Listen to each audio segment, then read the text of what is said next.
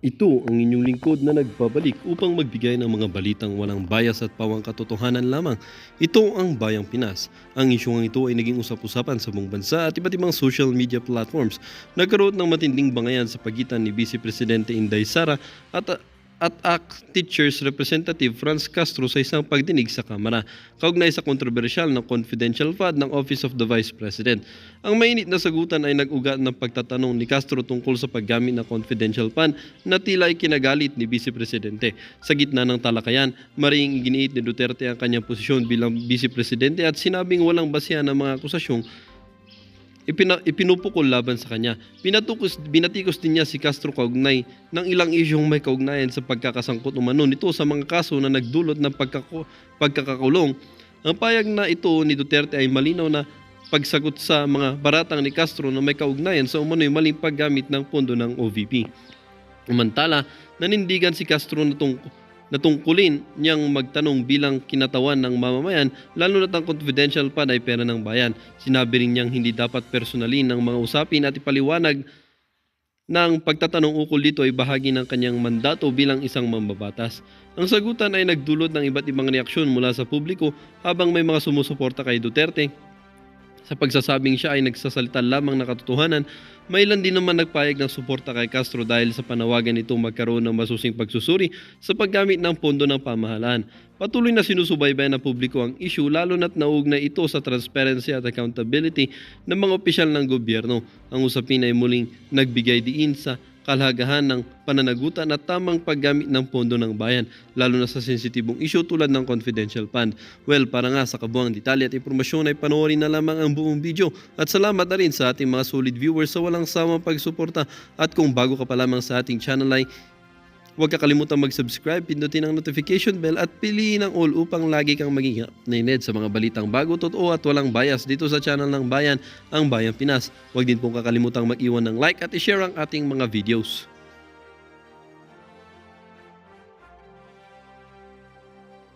Your loved ones and your families. Thank you. Questions? Hi, ma'am. Good afternoon. Mads po from Net25. Ma'am, you decided not to go na sa NBI. Though, in a statement kanina, sinabi naman ni Director Santiago na magiging papa sila sa investigation. What's your take on this po? Yes, ma'am. The lawyers presented me with options, and I asked them if I needed to go to the NBI for the subpoena, and then they said that I have options not to go. I can send a letter, I can send a position paper, I can send an affidavit. And so we decided that a letter will be sent to the NBI. And then with regard to patas, I don't think magiging patas itong investigasyon na ito. Dahil kung nakita nyo naman yung mensahe ng Pangulo na sinabi niya na ganitong kriminal na mga, sorry hindi ko maalala yung exact words na sinabi, pero sinabi niya ganitong mga kriminal na ingest, sinabi niya ganitong mga kriminal na gawain na hindi ko palalampasin. So, makita na natin, no, the pronouncements of the President, meron ng bias doon. And kung nakita nyo rin yung interview ng isang USEC ng Department of Justice, sinabi niya, a threat is a threat. Well, if you're a lawyer, you would argue na no, there's several kinds of threats. But nakita nyo na doon pa lang sinabi na niya kung ano yung position niya. At as a USEC of DOJ, we expect that that is the position of the Department of Justice. So kahit pa man pumunta ako doon, hindi ako pumunta doon, we believe, and I believe, that we, meaning the lawyers and I, believe that cases will be filed. So kahit pang sabihin nila na merong investigasyon, sa simula pa lang, nagdesisyon na sila na mag-file sila ng cases. Ma'am, clarification clarification lang, nabanggit niyo po, nagpadala kayo ng letter. Aside from that, magbibigay po ba tayo ng affidavit or statement po? Hindi na. Tinanong ko sa lawyer kung idadagdag ko pa ba yung affidavit ko. Sabi niya hindi na daw kasi nilagay ko naman na doon sa letter, kung ano yung sasabihin ko sa affidavit. Thank you, ma'am. Thank you. Another follow-up. Good afternoon, Ma'am Celerina Montes from NHK. You have mentioned that there are already biases on how the government or the DOJ treat your case. So what would be the worst case scenario na nakikita ninyo na maaaring mangyari? Okay. Ang worst case scenario, thank you, Ma'am Sel. Ang worst case scenario na nakikita namin is removal from office, impeachment, and then patong-patong na mga kaso, multiple cases to be filed, which the lawyers already told me to expect as well.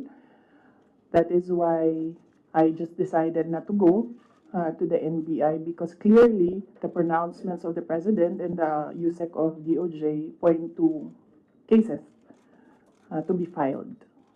Well, meron, parang may nag-base before that it could be like a violation dun sa anti-terrorism law and plunder, which are non-bailable offenses. So, could that be part of the worst case scenario na hindi kayo i-arrest kayo just in case and no bail? Yes, that could be as well. That is a possibility, ma'am, for cases that are without bail. And as I said, when I read the subpoena, I read there it was for grave threats. Na hindi naman grave threats yung ginawa ko under the revised penal code, and it was for anti-terror law. So napaisip ako, bakit anti-terror law ang iniimbestigahan nila? And then, it's not the first time that I've heard of the anti-terror law used against a person. So the first time I read about it, they used it against Congressman Arnie Teves. So I inquired about what happened in Negros. So I was told, yun nga, there was a red notice, there was a AMLAC, freezing of assets, money, there was, well, a warrant of arrest, yes. And very recently, I read again the law, and then I found there that there is a provision there, removal from office. So on that point, it's still kumbaga an avenue, I think, that they're pursuing to remove me from office. Follow-up question, Joanna. Good afternoon, ma'am. Yes, ma'am. So you mentioned that there is a possibility of them coming to arrest you. Have your lawyers briefed you on what to expect in case they do come? And will you allow yourself to be arrested, or will you, because there have been others who have, fled, will you want to face people, face the law enforcers who will arrest you, or will you also try to, not get arrested? No, I do not plan to leave the country, or I do not plan to hide if there will be a warrant of arrest. Mainly because my children are here. So if I am detained, I want to be able to still see my children. So I have no plans of doing that. I have no plans of leaving the country to hide. One last follow-up for this month. Please, Ma'am, Congressman Marcoleta offers himself as your lawyer in case tutuloy yung impeachment case against you. Will you accept the offer? No, I think, well, first off, I'd like to thank Congressman Rodante Marcoleta for his offer to be my lawyer in the impeachment case. I appreciate it because he's a very good lawyer. He's a brilliant lawyer. In fact, he pointed out to me points during the committee hearing that I was, as a lawyer, I was not able to see. So that shows his astuteness in the law. But I feel that he will better serve the country if he remains as a member of the House of Representatives. That is what is important right now. We need good public servants, good leaders, good officials in government. And I assure everyone that we already have lawyers helping us. In fact, the moment that Franz Castro announced last year that they are planning to file an impeachment, we already talked to lawyers who will handle the impeachment case at the time. But now, cases pala, 3. So we just need more lawyers. And we already discussed this with the first team that we hired as lawyers. Another follow-up. Ms. Rowena.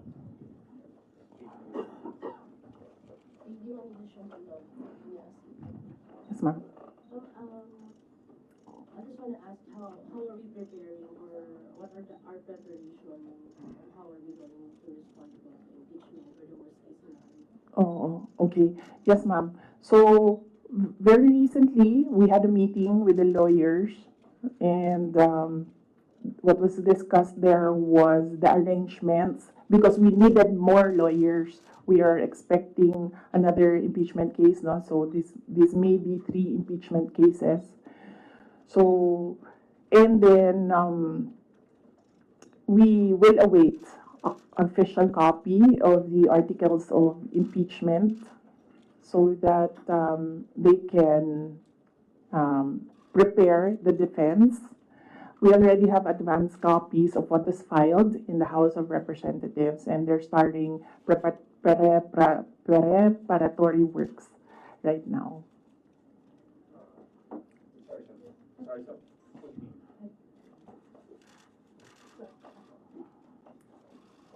Ma'am, most of your allies or former allies have changed positions or changed, their sides. How do you feel right now? And if, for example, the impeachment comes through, are you confident with the numbers both in Congress and the Senate? No, we're not confident with numbers, ma'am, because impeachment is a legal process and a political activity. So we are confident with the legal aspect of the impeachment because all the lawyers that I asked to review the initial draft of the impeachment complaint really said that this is not, they would say it's not an impeachable offense and this is not an actionable offense, things like that, lawyer talk. But with regard to politics, that is a different matter altogether.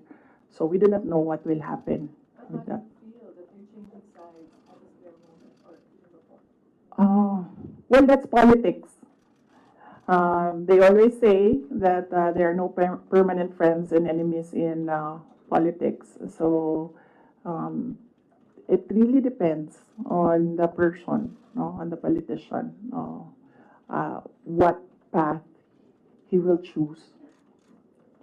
MC Reyes. Hi, ma'am. Related to the worst case scenarios. Yes.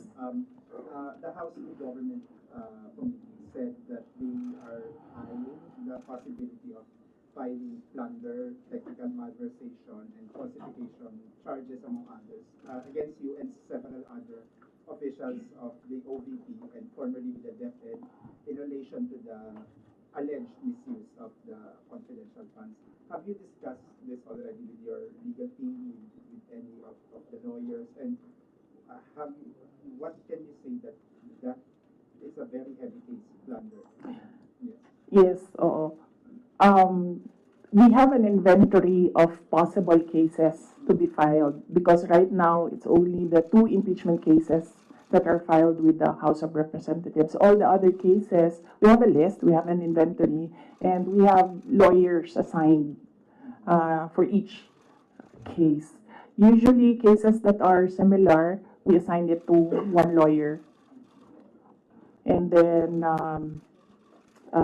other cases, we assigned it to other lawyers so that we ensure that all the cases have lawyers focused on each case. Another follow-up. Next, Anita po po. Dennis Anito po from Bombardier Philippines. Ma'am, na-consult niyo na ba yung family niya about this? Dahil kanina nabanggit niya tungkol sa mga lawyers about sa family. Si PRRD, nakausap na po ba ninyo? And ano yung payo po sa inyo?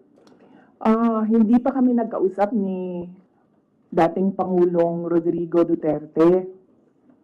I expect na magkikita kami as usual sa December 24 sa bahay ng mother ko. Likely, baka doon namin mapag-usapan yan kung man mapag-usapan namin dahil madalas kasi kapag nagkasama-sama yung pamilya, lalo na pag nandyan yung mga apo, ay yung mga apo yung pinag-uusapan ng pamilya.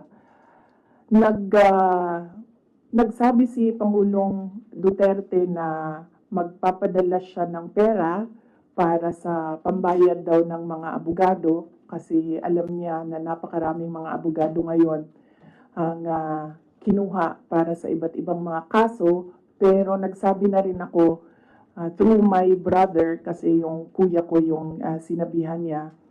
Nagsabi ako na huwag na lang siya magpadala ng pera dahil nakapaghanda naman na kami para sa impeachment case. Kasi yung sinabi niya impeachment case, sir. So sabi ko nakapaghanda kami sa impeachment case kasi nga last year nag-announce na si Castro ng impeachment. So the moment na sinabi yon and the moment na nakita namin na tuloy-tuloy yung attacks against me, ay naghanda na rin kami para sa mga abogado. Marami ka ng extensive po. Hi, ma'am. Mara Cepeda from Straits Times, Singapore. Ma'am, you already mentioned that your lawyers are prepared to answer the impeachment cases, but the opposition groups who have filed the complaints against you are accusing you of being evasive in your answers in the alleged corruption and misuse of millions of confidential funds. Ma'am, baka you can offer an explanation also to taxpayers. How, kung above board po pa talaga yung paggamit nitong mga confidential funds para matapos na rin, ma'am, yung question once and for all. Yes, ma'am. I'm not being evasive.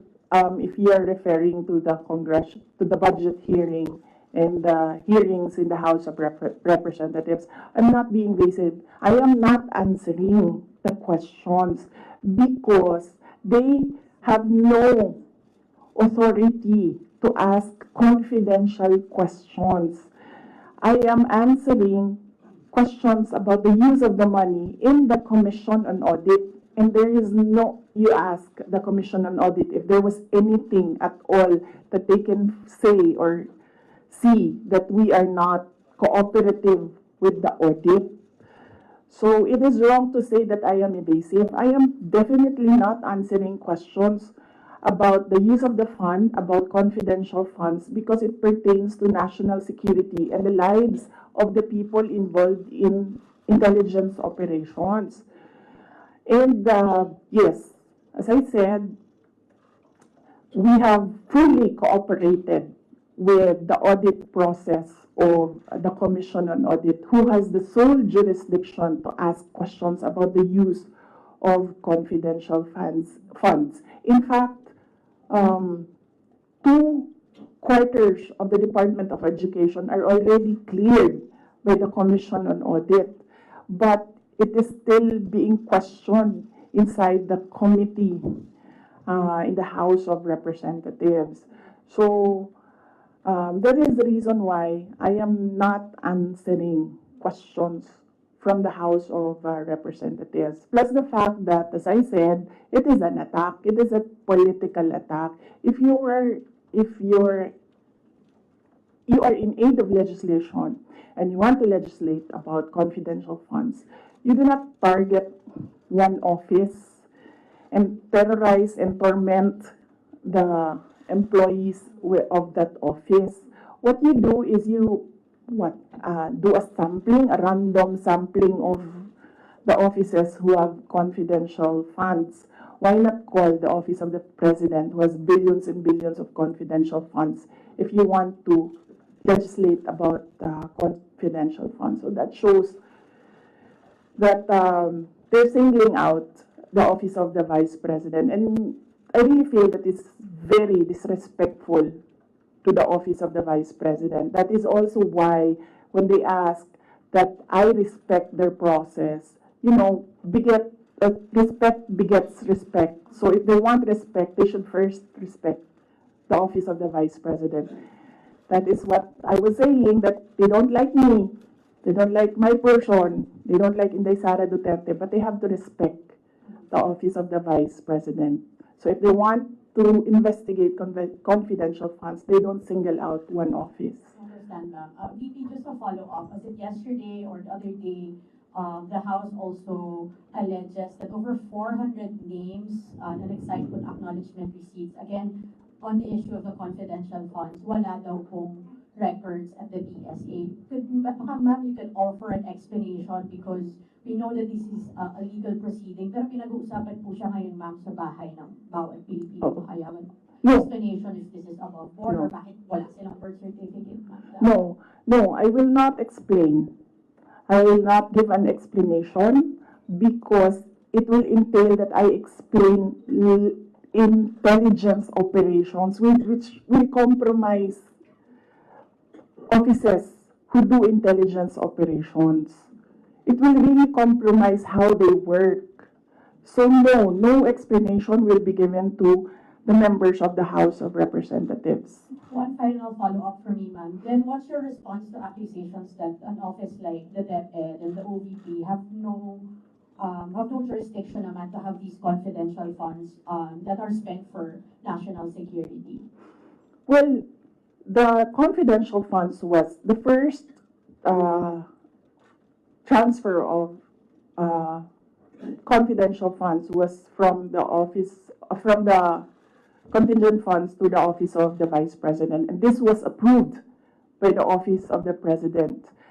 The next year confidential funds was 2023. We submitted it to the Department of Budget and Management. It was approved by the Department of Budget and Management, and therefore it implies that it was approved by the office of the president because it was included in the National Expenditure Program, the NEP. So, and then it was approved by Congress as well. The only reason why we did not use the confidential funds in the fourth quarter for both offices because I was already flagged by a friend inside the House of Representatives that they will attack you using confidential funds. So yes, it was duly approved by the Office of the President and both houses of Congress as well as because it was included in the General Appropriations Act. So it was not, we presented it, we defended it, they approved it. We used it, and then the question on utilization is under the Commission on Audit. That is how the system works. They cannot use or they cannot twist the system according to their personal interests. Really, all these circumstances and events happening surrounding the office of the vice president is a race to the presidential election in 2028. Unfortunately, they are attacking the office as well.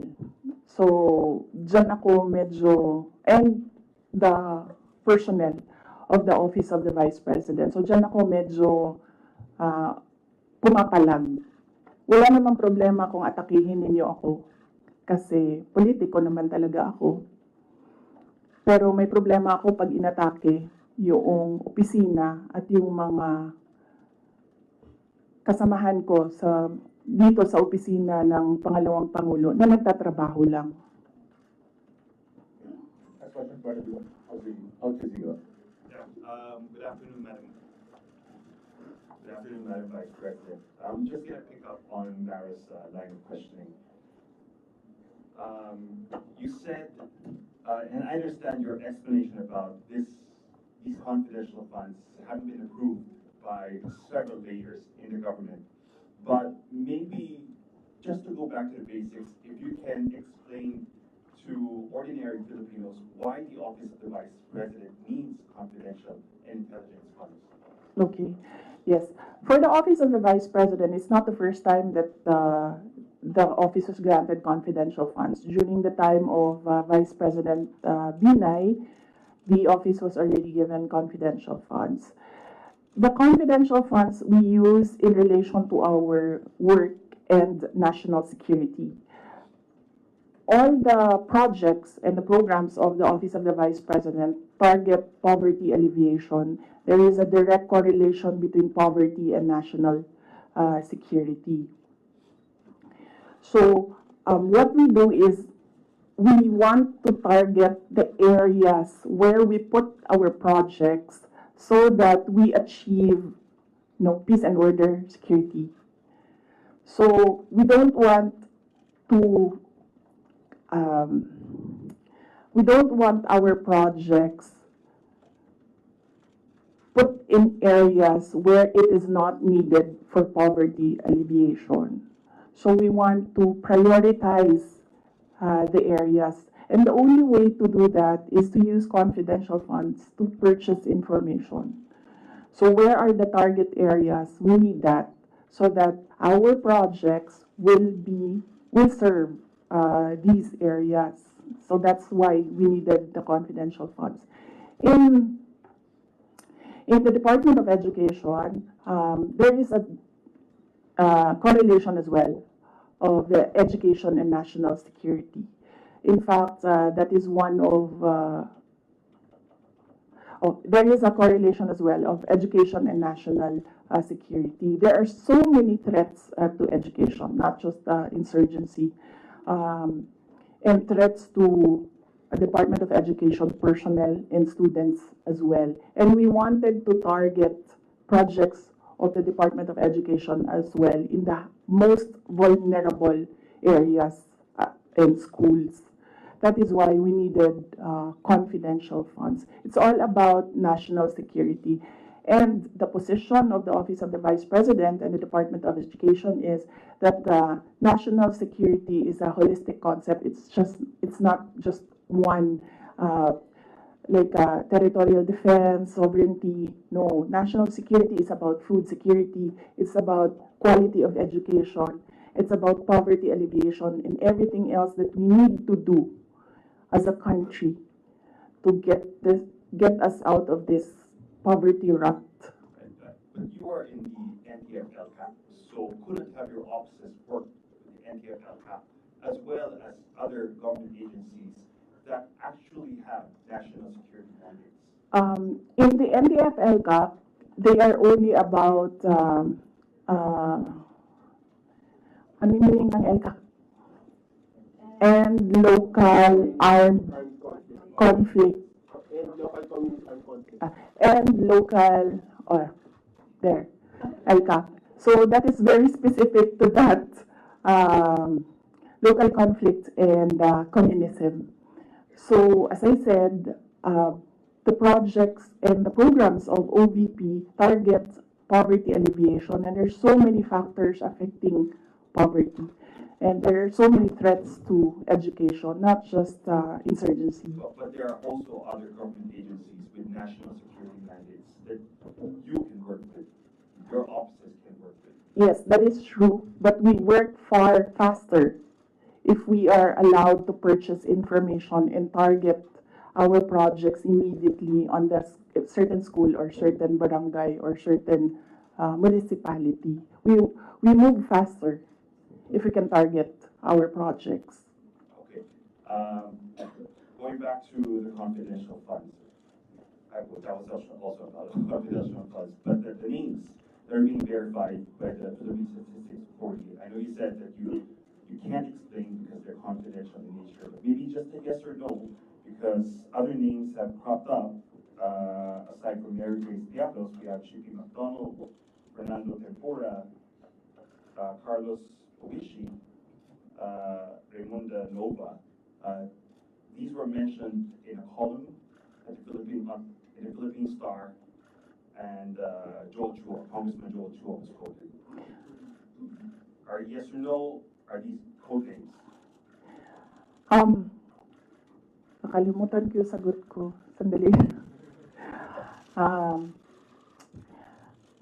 I cannot explain confidential funds because it will entail explaining intelligence operations. And there is a law that prohibits officials who gathered information because of their office to divulge it in public. So it's the Anti-Graft and Corrupt Practices Act. There is a specific provision of law. You cannot divulge confidential information that you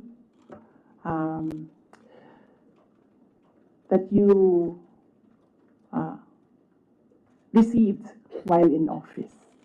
So you won't even say these are No, that's because code names. that will add to cases that may be filed against me. One last, sorry. Yes. Why the choice of a letter submitted to the NBI instead of an affidavit? Wait, hold on. I can answer. I can give you a very short answer with regard to ARs. I had nothing to do with the preparation of ARs. It went down to the grassroots level. So I had nothing to do with preparations of ARs. I was up here in the structure and money went down for information. So you have no knowledge why all these names were used in the acknowledgement receipts? In the first place, we do not even know if these are ARs which came from DepEd or OVP to COA, because there's a chain of evidence supposedly. In law, there's a chain of evidence, handling of evidence. So right now, nobody can really answer that because nobody knows if these ARs are true. Because we don't know if it came from us. That's what they're saying. That's what they're alleging. Yes, that's what they're Came saying. from the OVP submitted to COA. Yes, but there is a legal process in the custody of evidence. So right now, we really cannot say if the ARs came from us because the ARs that are with us has not been checked with the ARs that are with them. You're denying that the ARs came No, from I'm just saying that we do not even know if the ARs with us are the ARs that are with them, because the ARs from the field, going to the office, going to COA, that's not how you do.